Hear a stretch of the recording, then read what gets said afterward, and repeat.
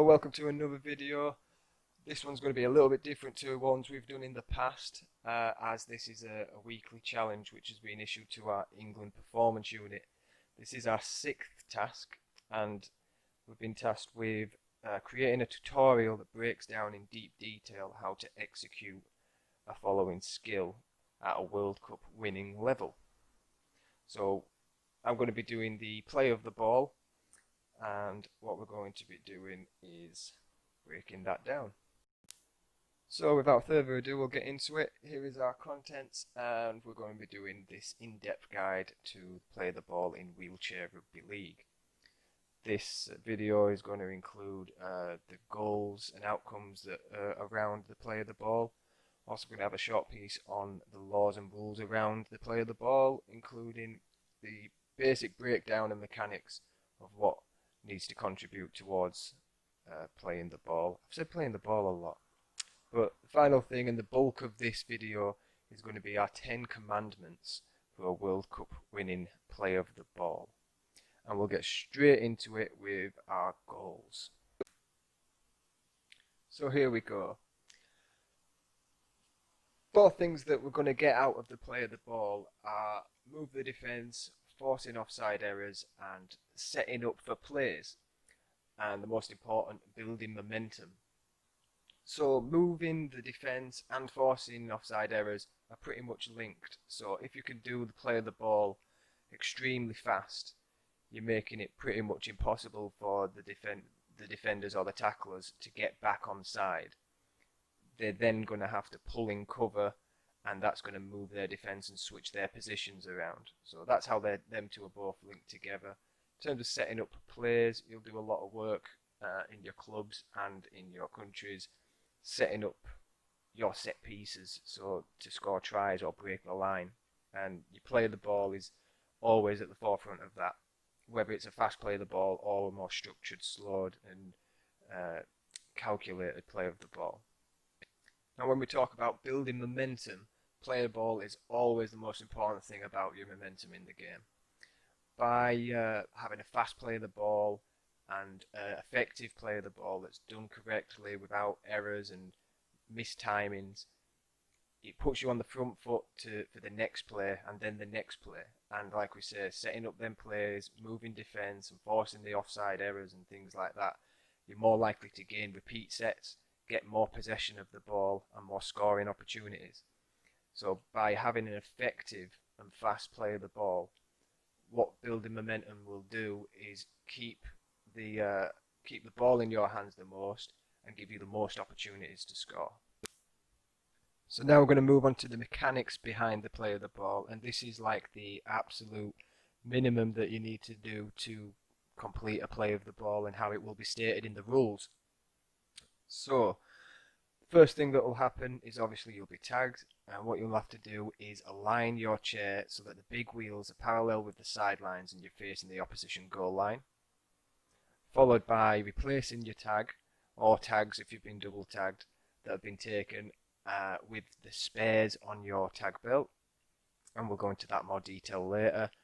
The third thing would be you need to tap the ball on the floor, or if you're limited movement, you can tap it on the wheel. And a limited movement player is someone who's classified as unable to reach the floor or unable to get back up once they've bent down to the floor. So they will then be classified as limited movement and be allowed to tap the wheel. And the last thing is immediately pass the ball to a receiver from your team. And we'll go again into more detail into all of these parts, mechanics of the game, into our commandments and break them down into more detail.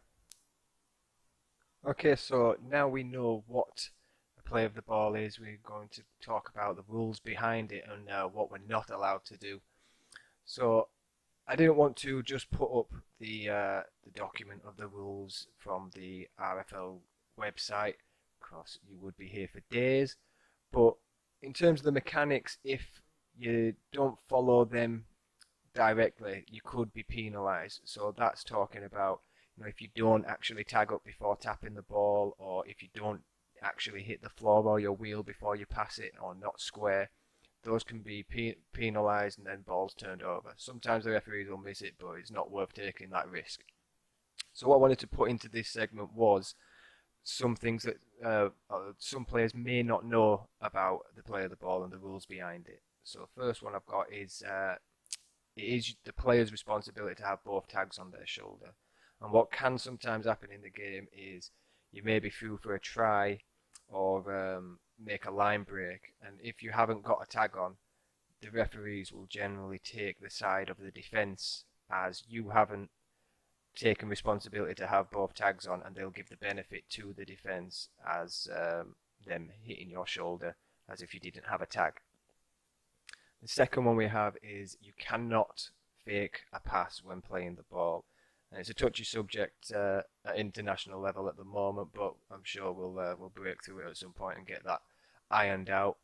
But in the rule books we see you cannot, once you've tapped the ball on the floor, you have to immediately pass it to a receiver.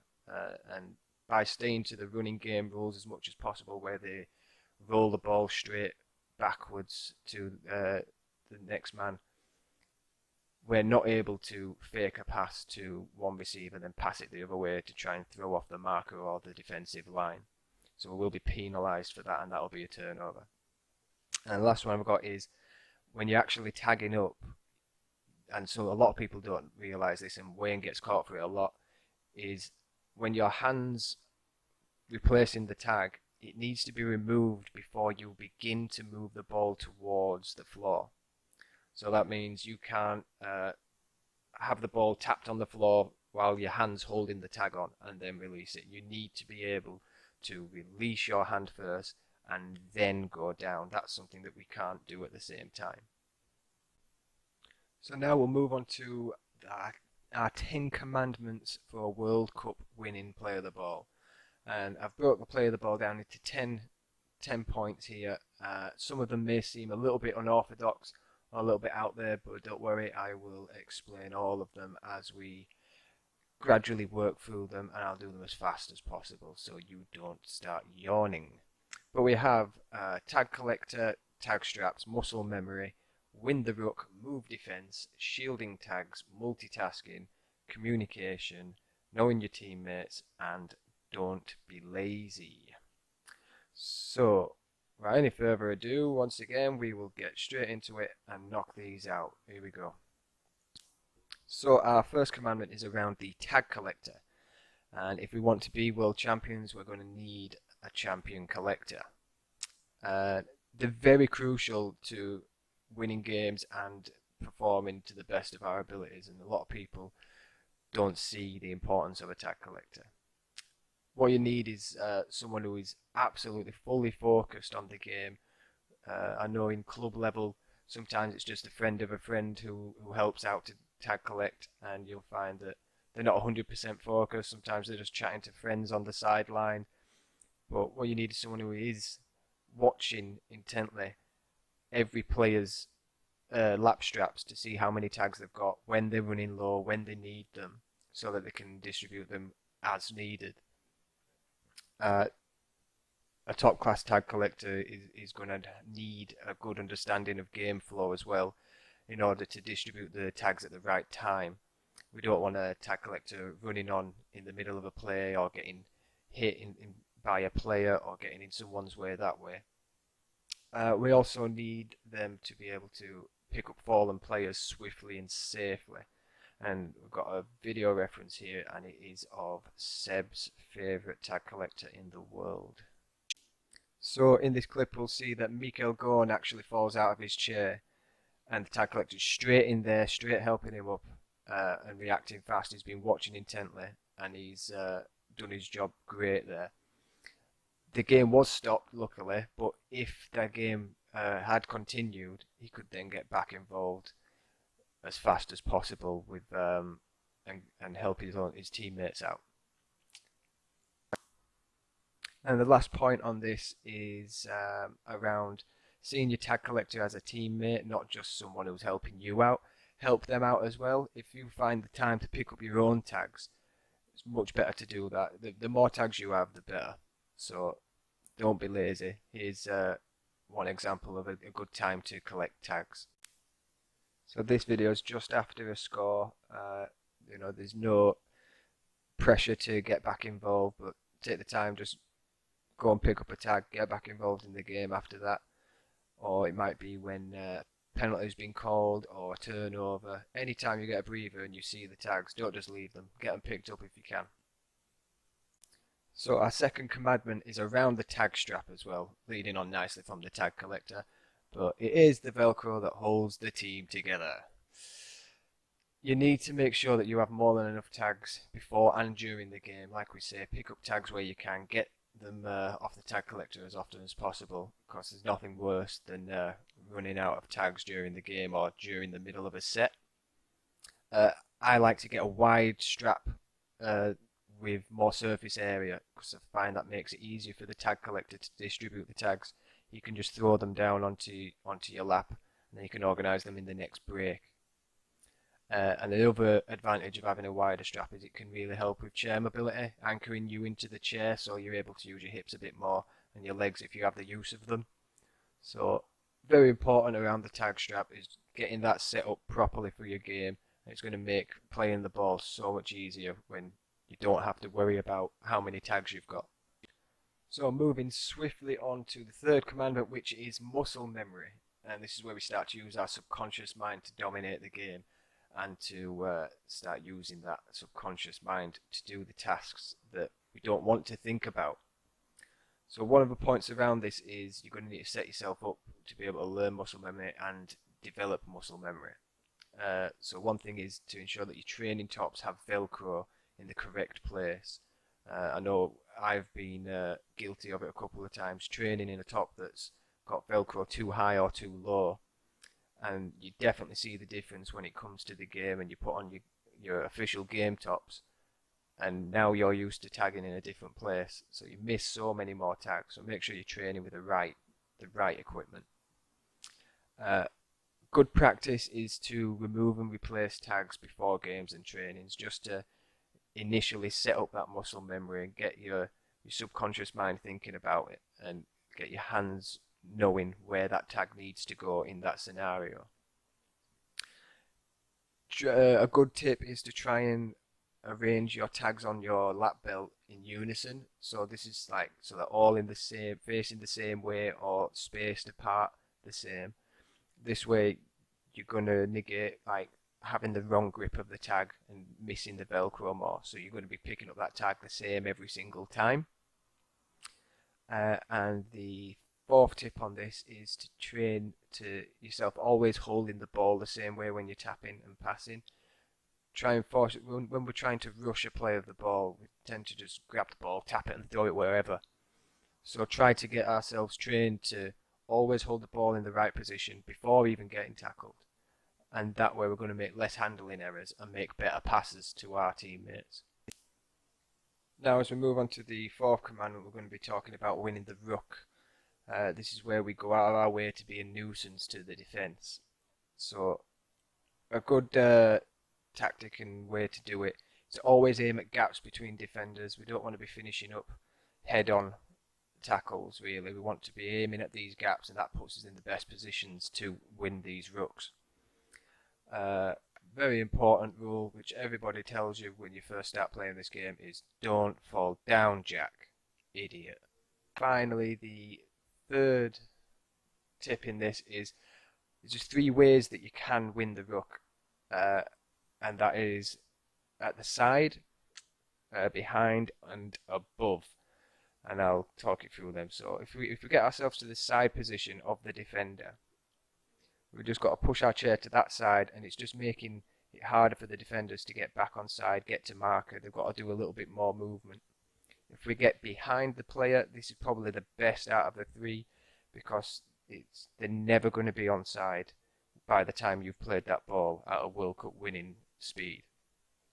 And in terms of above, is if you could put them on their arse before they've even tagged you, is going to be advantageous for the game and your player the ball, because they're going to be out of the game even longer, even if they do have the super tag collector from the French team.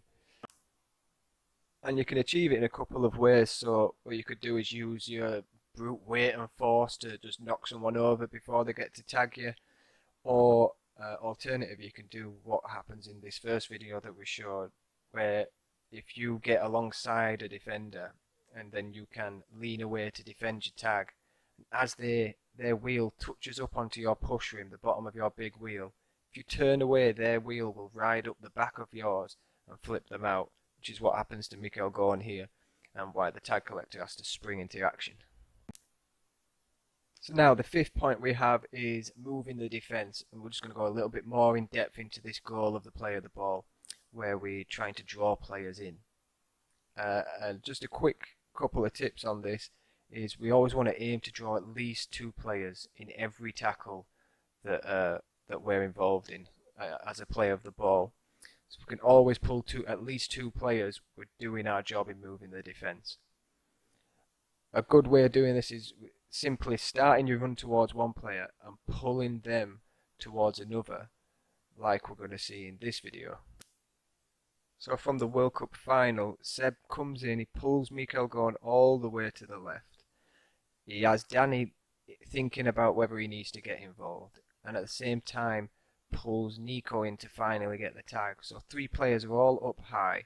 He puts himself in a great position to re-tag fast, and the timing on the run's really good, so that we've got 3 players that, even though Nico is in the right position at marker, he's never getting to the next receiver because Mikhail Gorn's so offside. So that's a perfect way of drawing a man into another man and gaining them 2 defenders. Okay, so now we move on to the 6th commandment, which is shielding your tags and giving them the cold shoulder.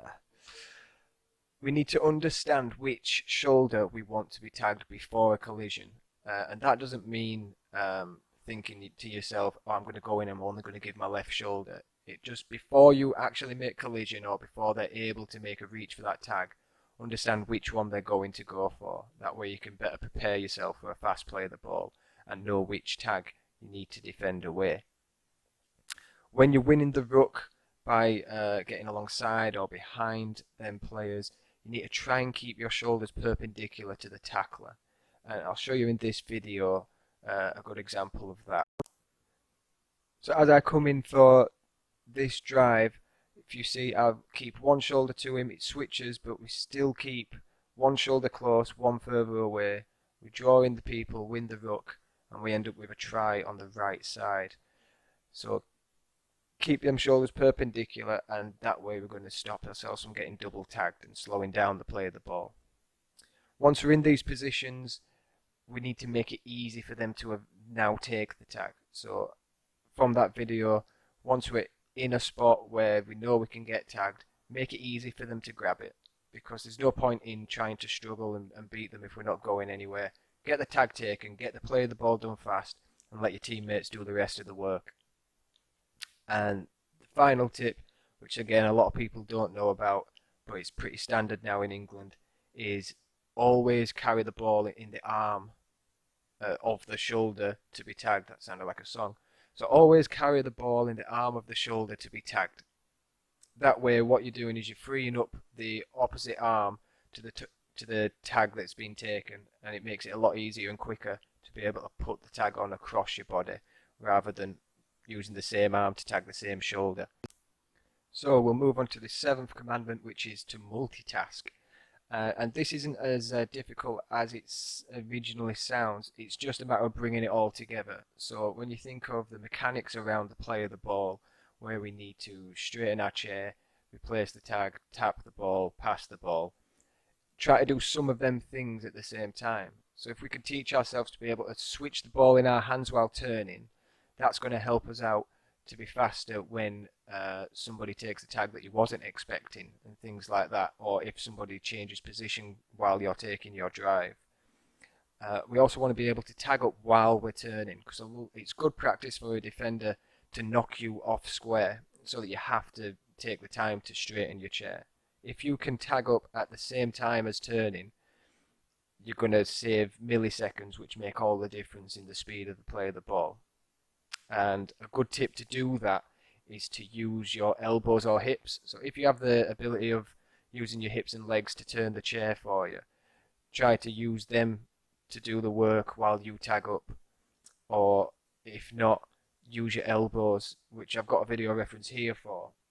And in this video, what we're doing, we're just taking a tackle, the chair's getting knocked left, right, and centre, and there's lots of little touches with the elbow, swinging the hips, trying to keep that chair square while we're tagging up, ready to play the ball fast. So a couple of tips there around multitasking, and it's not just specific to them. Anything else in the game that you think can be multitasking, you can do multiple things at the same time, is going to save you time and overall make you a better player. Okay, so now we're going to talk about communication around the play of the ball. So nobody can force you to keep your mouth shut in this game.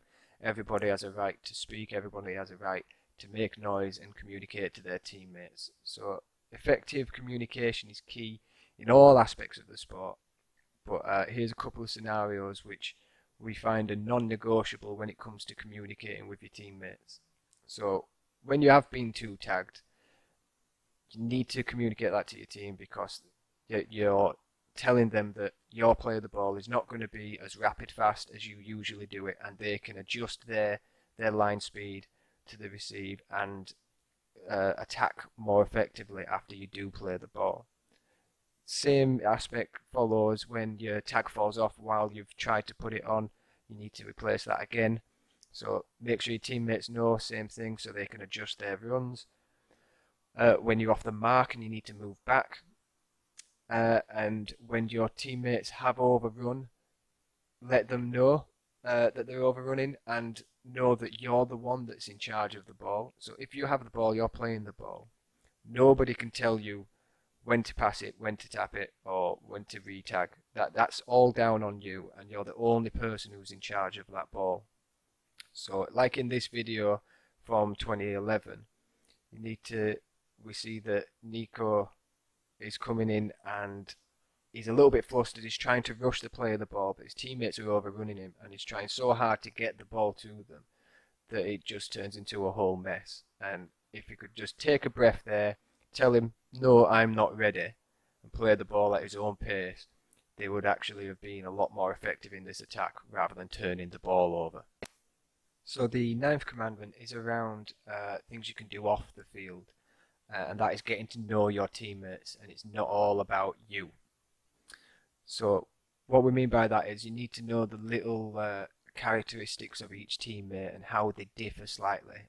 So if you can make an effort to learn your teammates' strengths and weaknesses, especially around catching, you'll know that some players are a lot stronger in that field than others, and you may need to take more care in your passes.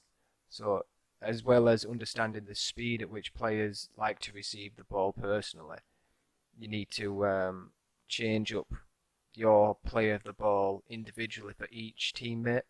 So for example, at Halifax, when we're playing with Andy Atkinson, who has one arm, we tell ourselves that he needs to get that ball to that arm. We don't need to throw him a pass that's usual for somebody with two arms. We need to put that in a place that's easy for him to catch with that one arm and drag it into his chest.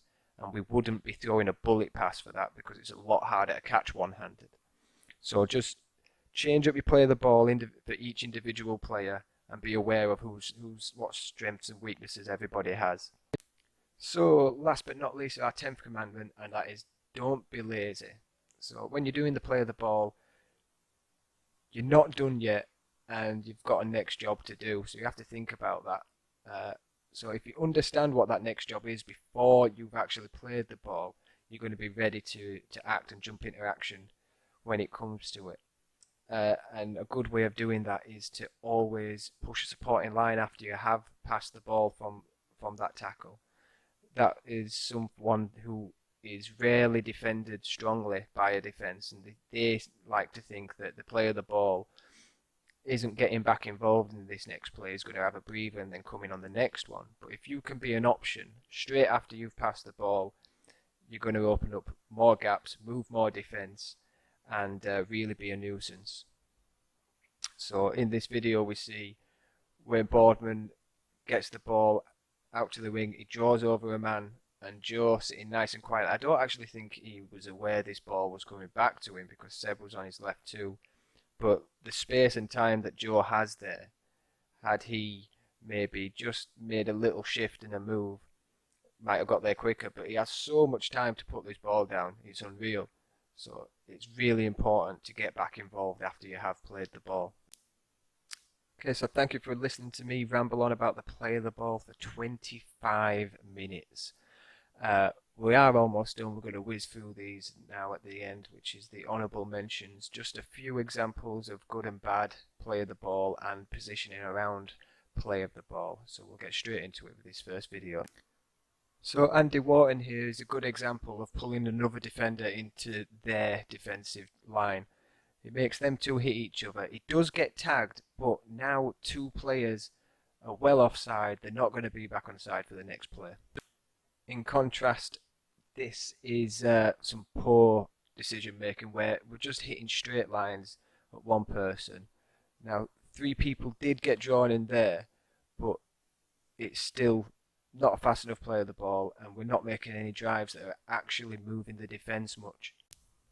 This is actually a good movement of the ball, and James works hard to get behind Wayne. So he's done everything right. The worst thing about this is doesn't have any tags. So we see the importance of the tag collector in this game. This is just a great example of transition, got in good position around players and tags up rapid fast. It's really good fast play of the ball. And the last one is getting back involved. Nice kick from Stewart, and Kieran Johnson's in over the line. Thank you for watching this presentation, guys, and hopefully we can learn from these examples and become world class at the play of the ball. And come 2021, we make sure that we lift that cup once more.